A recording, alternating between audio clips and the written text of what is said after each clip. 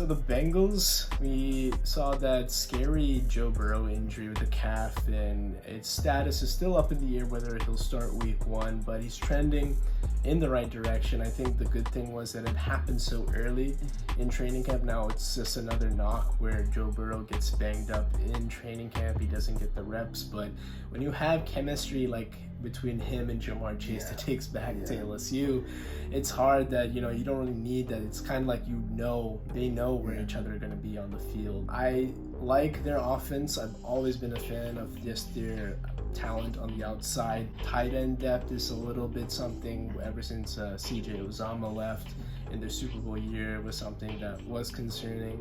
And we know the O-line problems are big time in Cincinnati, and that's been the problem. Where can Joe Burrow stay upright just to get enough time? I am excited for the Bengals. I've always been a fan. I think they were favorites, but now I'm a little bit more sheepish about putting them as the favorites in this division. They've drafted Myles Murphy from Clemson. He's a pretty good defensive line prospect to go alongside that D-line with Trey Hendrickson there. Really great signing a couple years ago, but the loss of Jesse Bates in that secondary is definitely going to be concerning. So as a whole, the offense is going to have to carry the Bengals once again, but it's a matter of if the defense can hold up against these very talented teams in the division, but also in the AFC as a whole. But Dom, what are your thoughts on the Bengals? Yeah, overall, the Bengals have been a very interesting experiment in my mind, because I remember 2 years ago when they kind of shocked everybody, I was heavy on the fact that they were a B team that had an A season. Like, they were talented, but I didn't believe that's who they were. I thought that they just kind of overproduced. No, they super overachieved. They took advantage of injuries with the Ravens. I talked about it before, where it's funny that other than that one Sunday night game last season where we got to see Lamar and Joe go head to head, one of those two guys have been missing.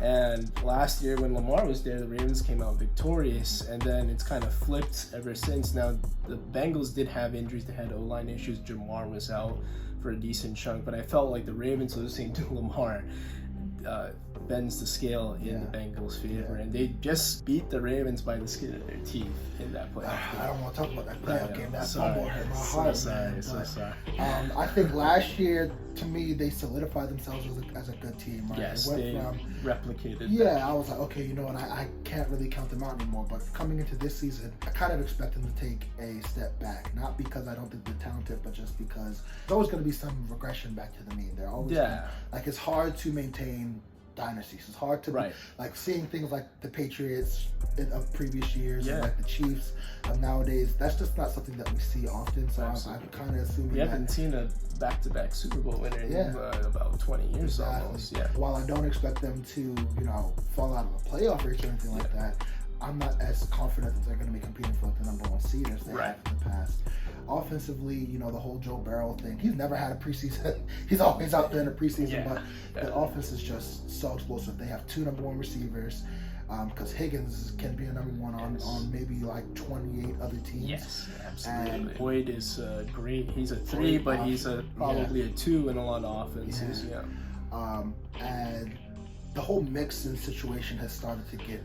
It's been resolved on one end. Because it's their last stand, I think, though, right? Because, these running back issues have been all around the league. And Mixon did get his, I would say, what is a running back's bag. But I think now with cap issues that Burrow's going to get his bag. Now then Jamar is going to come up the pipeline. There's going to be people that need to get paid. And then, unfortunately, just the way the cap room works and how the culture is now, running backs don't get paid. I think in a cap casualty situation, it will be Joe Mixon having to find his way out of Cincinnati. Even outside of the cap and money issues, I feel like the team hasn't been behind because of his off the field issues. I think he had just recently settled out of court for his off the field issues, and there was a long-standing lack of support from the team where they were kind of like, our plan is to hopefully have him here, but they didn't actually seem like they were invested in him being there. So I think the tune is starting to change now that the legal stuff is starting to go away, but long term, I don't know if he's going to be there after this year. They really plan to have him here. It's not like they've drafted his replacement or anything. They'll let Samaje Perine walk, but I also don't know. He's still a great back, but do they really want him there future. So offensively, Yeah. how is that going to gel with things? Defensively, while there's a lot of changes, I think Anarumo's a great coordinator. I think that he always finds a way to draw something up. They're always going to be competitive. Like when you have Jamar Chase and Joe Burrow, that connection, that offense is going to put up numbers and the defense is going to be able to hold their water. But I'm just wondering, are they still going to be in the same echelon as people like the Chiefs and the Bills and hopefully the Ravens this year? I just think they might take a step back into that B tier, Right, and but still be a good team. Just the competition of the entire conference, like it's a dogfight just to get out. And I think like a team that is the 8th or 9th seed, they could be a wild card team or even win a division in the NFC. That's how unbalanced it is in between the conferences. So it's not a knock. It's not to say that the Bengals are even a worse team. If their record reflects that they've taken a step back, you can say that, okay, they've won fewer games, but the competition's elevated too. So that's going to be a true test to see how not just the Bengals, but any AFC team really gets out. There's only 7 spots, and there's like 11 only to 7 12, spots. So only like 11 to 12 of the people of the conference is capable. Right. I mean, so somebody's going to miss the playoffs. Unfortunately, yes, yeah.